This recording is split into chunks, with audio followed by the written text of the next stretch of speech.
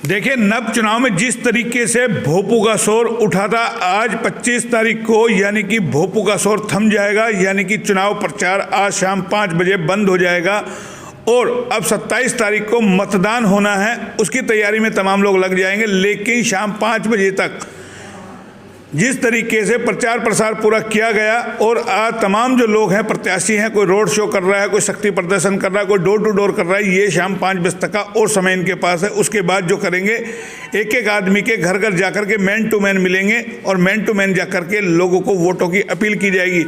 हमारे साथ हैं रेवाड़ी के पूर्व चेयरमैन विजय राव जी, जिनकी धर्मपत्नी चेयरमैन पद का चुनाव लड़ रही है। उनका चुनाव चिन्ह है बस, और स्वयं विजय राव जी जो चेयरमैन लड़ रहे हैं, पूर्व चेयरमैन वार्ड पार्षद का चुनाव लड़ रहे हैं। इनका चुनाव चिन्ह छतरी, यानी कि दो चुनौतियां हैं। वोटरों को समझाना बेहद जरूरी है। तमाम जो प्रचार प्रसार अब तक हुआ, क्या कुछ हुआ, सीधा एक बार जान लेते हैं, क्योंकि चुनौतियां बड़ी है। दो पद के लिए चुनाव लड़ा जा रहा है, एक ही परिवार से दोनों मियाँ बीबी को। तो वोटरों को कहीं ना कहीं किस तरीके से समझाया, सीधा जान लेते हैं। विजय राव जी, कितनी चुनौती रही? आप दो टिकटों पर चुनाव लड़ रहे हैं, स्वयं आप लड़ रहे हैं, आपकी धर्मपत्नी लड़ रही है, कैसा रहा प्रचार अब तक आपका? नहीं, चुनौती किसी प्रकार की नहीं है। वार्ड में पिछले 20 साल से मैं तो वार्ड की बात की, बाकी वार्ड से बाहर तो पूरे चेयरमैन का है, तो उसके लिए हमने हर जगह प्रचार किया, लोगों से, पब्लिक से, सभी भाइयों से अच्छा समर्थन मिला है। नहीं, हर बार क्या होता था, जैसे पार्षद चुनते थे, इस बार सीधा चुनाव है, आप तो 2 बार निर्विरोध चुने गए, लेकिन इस बार चेयरमैन का जो है वो ज़्यादा बड़ी चुनौती है। देखो, जब हम स्टार्टिंग में चुनाव प्रचार में लगे तो ये चुनाव पहली बार जनता द्वारा सीधे चेयरमैन का चुनाव हो रहा है, तो काफ़ी लोगों में एक तरह से गलत वो भी थी कि पता नहीं कैसे वोट डालेंगे, लेकिन अब धीरे धीरे पब्लिक सब समझ गई है कि भाई 2 वोट डालने हैं आपने, एक चेयरमैन का और एक पार्षद का। पहले चेयरमैन वोट डालेगी, बाद में पार्षद गिर लेगी, तो जनता को धीरे धीरे समझ में आ गई ये बात। सब अच्छी तरह जानते हैं कि हमने चेयरमैन के लिए अलग से वोट डालने और पार्षद के लिए अलग से। चुनाव चिन्ह कैसे समझाया जा रहा है? चुनाव चिन्ह यही बस का निशान है, 6ठे नंबर पे है, हमने तो यही बताया लोगों से। तो देखिए, यानी कि नहीं डरे हैं और 2 बार यानी कि वार्ड वासियों ने इनको निर्विरोध चुना है, तो जाहिर है इनके हौसले कहीं ना कहीं बने हुए हैं। और इस बार इन्होंने अपनी धर्मपत्नी निर्मला को, यानी कि निर्मला राव को चेयरमैन पद के लिए उतारा है, क्योंकि महिला की सीट इस बार है चेयरमैन पद के लिए। तो जाहिर है हर आदमी इस सीट को किसी भी तरीके से जीत करके अपनी झोली में डालना चाहता है। राजनीतिक पार्टियां भी कई लड़ रही हैं। ये बताइए, आप निर्दलीय के तौर पर लड़ रहे हैं, पार्टियां कितनी चुनौती आप लोगों के लिए है? वो सिंबल पे लड़ रहे हैं, इसमें सिंबल का या किसी नेता का वो नहीं हो। जो जितने प्रत्याशी लड़े, जिनकी छवि समाज में अच्छी है, अपने वार्ड में अच्छी है, पूरे शहर में अच्छी है, तो जनता उनकी छवि को, उनके चेहरे को देख के वोट करेगी, ना किसी पार्टी को देख के। तो सीधा यानी कि कम शब्दों में जवाब देने वाले हैं विजय Rao ji, to the point बात करते हैं। हालांकि हम कुरेदने की कोशिश कर रहे हैं कि कुछ ऐसा बोले कि जो लोगों के दिलों में लगे। ये बताइए, भ्रष्टाचार का मुद्दा नगर परिषद में देखो, आरोप जैन साहब, ऐसे आरोप लगाना किसी पे भी आसान बात। में आरोप आप पे लगा दूं, भाई पे लगा दूं, किसी पे भी लगा दूं आरोप, लेकिन आज तक मैंने 2010 में अपने चेयरमैन का जो मेरा कार्यकाल खत्म हो गया, तो उसके बाद भी चेयरमैन रहे हैं। आज तक नगर परिषद में किसी भी चेयरमैन, मैं अपनी बात नहीं कर रहा, किसी भी चेयरमैन के खिलाफ भ्रष्टाचार का कोई भी आरोप किसी न्यायपालिका से सिद्ध नहीं हुआ है। ये सिर्फ बकवास की बातें। मान लो आपने किसी का नाजायज किसी ने मांग की, हमने इसी को लेकर के आपका बीच में आपको हटाया भी गया, फिर दोबारा आप कोर्ट से जीत कर नहीं हटाया गया। 2010 के बाद में फिर दोबारा आ गया था, सरकार ने खुद सस्पेंड किया था, खुद बहाल किया था, तो किसी मामले में कोई दम ही नहीं था। अब आप कोई पब्लिक, मान लो जो हमारे पास आती है, नाजायज किसी चीज़ की डिमांड करते हैं, हम पूरी करने में सक्षम नहीं है, तो कहें जी भ्रष्टाचार हो रहा है। भाई है तो साबित करो, जब तक साबित नहीं होता आप आरोप किसी पे भी लगा दो। ठीक है, हमारे देश के प्रधानमंत्री उन पर भी लगता है आरोप, तो सब पे लगते हैं आरोप, तो न्यायपालिका भी लगे, कार्यपालिका भी, सब पे लगते हैं आरोप, लेकिन साबित जब तक ना हो, जब तक उसको आप कह नहीं सकते।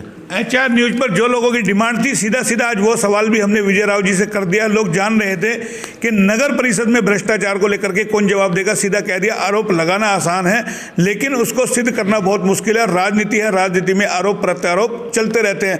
अगली और बात कर लेते हैं। ये बताइए, नहीं हम और बात कर लेते हैं। ये बताइए, आप अब जब मैदान में गए, लोगों को आपने मुद्दे बताए, अतिक्रमण है, बेसहारा पशु है, सांड है, और जो बड़े बड़े मार्केट तैयार हो गए, आपको क्या लगता है इनसे कैसे निपटेंगे आप? अतिक्रमण की समस्या तमाम जो आपने खूब रहे तो भी अभियान चला है। अतिक्रमण स्थायी नहीं है, अस्थायी अतिक्रमण है। दुकानदार भाई थोड़ा सा आगे रखते हैं, वो नगर परिषद टीम उसको हटा लेते हैं, तो उनको मिलकर उनका कोई समाधान करेंगे। हमने टाइम पहले भी समाधान किया था, पीली पट्टी भी खिंचवाई थी ताकि रोड साफ सुथरा रहे, आम लोगों को परेशानी ना आने जाने में। लेकिन स्थिति में तो कोई सुधार नहीं आया ना।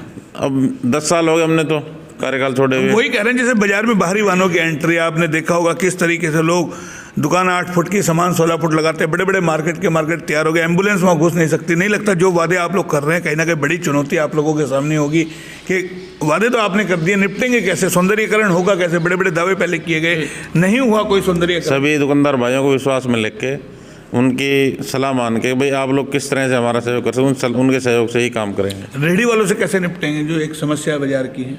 रेहड़ी वाले लगभग तो पहले जितनी नहीं है, फिर भी जो स्पेस हमारे पास अवेलेबल होगा उनको उपलब्ध कराएंगे। एक बाजार में पार्किंग की बड़ी समस्या है विजय राव जी। पार्किंग का तो देखो एक ही समाधान हो सकता है, हम जहाँ भी हमारे जो बाड़ा हाउस गेट है, गोकुल गेट है, अपना जो भी गेट दिल्ली गेट है, उसके अंदर हम व्हीकल ना ले जाएं तो ये अच्छा है। जब आप चेयरमैन थे तो हमने बहुत सारी आपको सुझाव भी दिए थे कि जैसे धारूहेड़ा चुंगी है, वंडर पास बन करके पार्किंग बन सकती है, नाई वाली पे बन सकती है, कई ऐसे चौक है जहाँ बन सकता है, आपका अम्बेडकर चौक है वहाँ बेसमेंट बना करके पार्किंग की समस्या को हल किया जा सकता है। क्या लगता है ये आपके जहन में है ये सब प्लानिंग?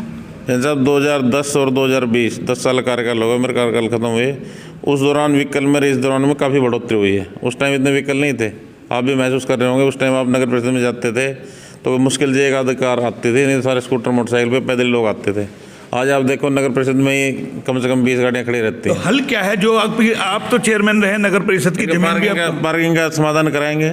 हमारे पास जगह है, जैसे राव तुलाराम पार्क है, वहाँ पार्किंग बना सकते हैं।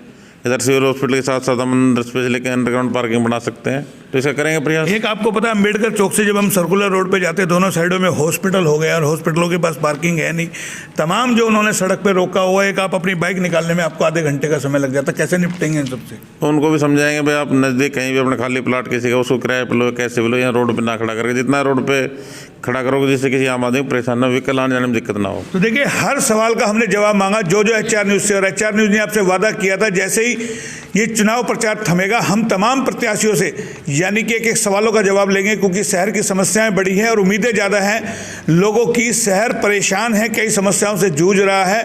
दावे चुनाव के वक्त किए गए, आज आपको बता दें शाम 5 बजे चुनाव प्रचार थम जाएगा। 27 तारीख को मतदान होना है और 30 तारीख को परिणाम आएंगे। परिणाम के बाद भी हम इनसे लगातार जानते रहेंगे क्या स्थिति है, क्या कुछ रहा। अब आप एक बात बताइए, मैडम भी गए, आप भी गए मार्केट के अंदर, एक एक गली गली आप लोगों ने यानी कि प्रचार प्रसार किया है, किस तरीके का रिस्पॉन्स आपको मिला है? तो जहाँ भी हम गए पब्लिक ने बहुत अच्छा रिस्पॉन्स दिया हमारे पक्ष में मतदान करने के लिए, तो हम पूरी तरह अपनी जीत के प्रति आश्वस्त हैं। आप भाजपा में गए थे, आपने टिकट मांगा था भाजपा में? टिकट मांगा था लेकिन टिकट नहीं मिला। तो आपको भी लगता है यानी कि भाजपा ने जिस तरीके से विधानसभा चुनाव के बाद सबको लोकसभा विधानसभा चुनाव में कई पार्षदों को तोड़ के आपने शामिल किया, आप रणदीप सिंह कापड़ीवास जी के साथ चले गए, 2019 के चुनाव में छोड़ के आप उनको, जब उनका टिकट कटा तो आप इंद्रजीत सिंह के साथ चले गए, फिर भी आपको टिकट नहीं मिला, क्या किस रूप में देखते हैं? देखो हम 2013 लास्ट में बीजेपी में शामिल हुए थे, सभी पार्षद भाइयों के साथ लेके हमने विधानसभा में लोकसभा में दोनों साथ दिया। 2014 में 2019 चुनाव है, इसमें मैं मानता हूँ हम लगातार बीजेपी में थे तो कापड़ीवास जी के साथ भी थे, पार्टी में थे, लेकिन उनको टिकट नहीं मिला। तो जिसको पार्टी ने टिकट दिया, भाई इसमें लो टिकट दिया था, हमने उनकी मदद करी दिलो जान से, तो पार्टी में थे। लेकिन अब टिकट मांगा था नहीं मिला, तो ये चुनाव वैसे पार्टी सिंबल क्यों पहली बार हो रहा है? हमने तो उससे पहले जो भी चुनाव बगैर सिंबल के लड़े हैं, तो इसलिए हमने सोचा भी चुनाव हम जो नगर परिषद की राजनीति करते हैं, नगर परिषद चुनाव में लड़ना चाहिए। तो आपको लगता है जो टिकट वितरण बीजेपी ने किया, जो आरोप लगा रहे हैं, आप ही के साथी थे गुरदयाल जी और जी कई सारे, विनय जी, तमाम जो आरोप लगा रहे हैं कि टिकट वितरण पैसे में लेकर के किया गया है, धांधली की गई है, अननोन चेहरे को, जो विधानसभा चुनाव में गलती करी अननोन चेहरे को दी, वही गलती फिर दोहरा दी बीजेपी ने। जैसा मैंने अपने जो चुनाव प्रचार की शुरुआत की थी, जिस दिन घर पे मीटिंग बुलाई थी, मैंने स्टार्टिंग में एक ही बात कही थी, ना तो मैं किसी पार्टी के बारे में ना किसी नेता के बारे में कोई टिप्पणी करूँगा। ये हमारा भाईचारे का चुनाव है, जनता तय करेगी भाई कौन सही है कौन गलत है, पब्लिक है सब जानती है। एक मलाल तो होता है ना, हम घर के रहे ना घाट के रहे, नहीं ऐसा छोड़ के आप उसमें गए। नहीं ऐसा कुछ नहीं है। राजनीति में सिर्फ होती वोट की ताकत। आपके पास वोट होगी तो हर नेता आपसे पूछेगा, हर पार्टी आपसे पूछेगी, हर पार्टी में आपकी कदर रहेगी।